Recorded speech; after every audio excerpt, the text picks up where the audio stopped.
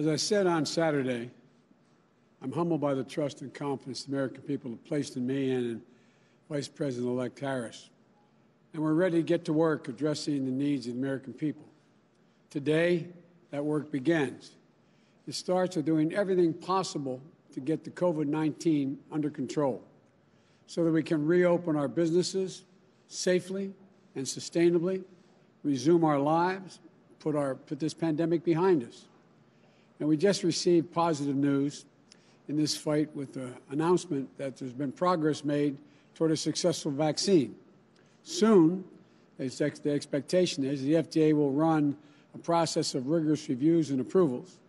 And the process must also be grounded in science and fully transparent so the American people can have every confidence that any approved vaccine is safe and effective.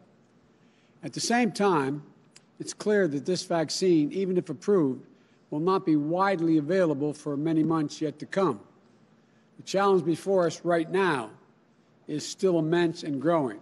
And although we are not in office yet, I'm just laying out what we expect to do and hope can be done, some of it between now and the time we are sworn in. But so the purpose of this is to let you know what we're going to do once sworn in. And so there's a need for bold action to fight this pandemic. We're still facing a very dark winter. There are now nearly 10 million COVID cases in the United States. And last week, we topped 120,000 new cases on multiple successive days. Infection rates are going up, hospitalizations are going up, deaths are going up. This crisis claimed nearly 1,000 American lives a day, and nearly 240,000 deaths so far. The projections still indicate we could lose 200,000 more lives in the coming months before a vaccine can be made widely available. So we can't forego the important work that needs to be done between now and then to get our country through the worst wave yet in this pandemic, to reduce the spread, to save lives. So that's why today I've named a COVID-19 Transition Advisory Board comprised of distinguished public health experts to help our transition team translate the Biden-Harris COVID-19 plan into action, a blueprint that we can put in place as soon as Kamala and I are sworn in to office on January 20th, 2021. And we'll seek to add other members to this board during this bring additional important perspectives on public health and expertise throughout the transition. This group will advise on detailed plans built on a bedrock of science and to keep compassion, empathy, and care for every American at its core, making rapid testing widely available, more widely available, much more widely available, and building a core of contact tracers who will track and curb this disease while we prioritize getting vaccines first to the most at-risk populations. Developing clear and detailed guidance and providing the necessary resources for small businesses, schools, child care centers to reopen and operate safely and effectively during the pandemic, protecting both workers and the public. Scaling up productive life-saving treatments and therapeutics, and when it's ready, making sure an approved vaccine is distributed equitably and efficiently and free for every American. With cases rising once more, it's imperative that we ramp up our production of personal protective equipment to make sure our brave healthcare workers have what they need to do battle safely against this virus. We're going to get states, cities, and tribes the tests and the supplies they need. We're going to protect vulnerable populations who are at risk, most at risk from this virus, older Americans and those with pre-existing conditions. We're going to address the health and economic disparities that mean this virus is hitting the Black, Latino, Asian American, Pacific Islanders, Native American communities harder than white communities. Focusing on these communities is one of our priorities, not an afterthought. The bottom line, I will spare no effort to turn this pandemic around once we're sworn in on January 20th, to get our kids back to school safely, our businesses growing, and our economy running at full speed again, and to get an approved vaccine manufactured and distributed as quickly as possible to as many Americans as possible free of charge. We'll follow the science. We'll follow the science. Let me say that again. And we'll adjust to new data when it comes in. And we'll listen and work in cooperation with governors and local leaders of both parties who are fighting this virus in their communities this very day.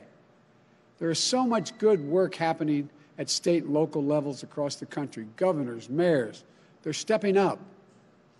The advisory board will listen and learn lessons from their experience. And because we know that we won't fully defeat COVID-19 until we defeat it everywhere, my advisory council also includes experts on global health security so that we can restore U.S. global leadership to fight this pandemic. This is a crisis that affects everyone. As I've said throughout this campaign, I will be a president for every American. This election is over. It's time to put aside the partisanship and the rhetoric that designed to demonize one another. It's time to end the politicization of basic, responsible public health steps like mask wearing and social distancing. We have to come together to heal the soul of this country so that we can effectively address this crisis as one country where hardworking Americans have each other's backs and we're united in our shared goal, defeating this virus. As we work toward a safe and effective vaccine, we know the single most effective thing we can do to stop the spread of COVID is wear a mask. The head of the CDC warned this fall that for the foreseeable future, a mask remains the most potent weapon against the virus. Today's news does not change that urgent reality. I won't be president until January 20th, but my message today is to everyone is this. It doesn't matter who you voted for, where you stood before Election Day. It doesn't matter your party, your point of view. We can save tens of thousands of lives if everyone would just wear a mask for the next few months. Not Democrat or Republican lives, American lives. You know, maybe it would save the life of a person who stocks the shelf at your local grocery store. Maybe it saves the life of a member of your place of worship. Maybe it saves the lives of one of your children's teachers. Maybe it saves your life. So please, I implore you, wear a mask. Do it for yourself. Do it for your neighbor.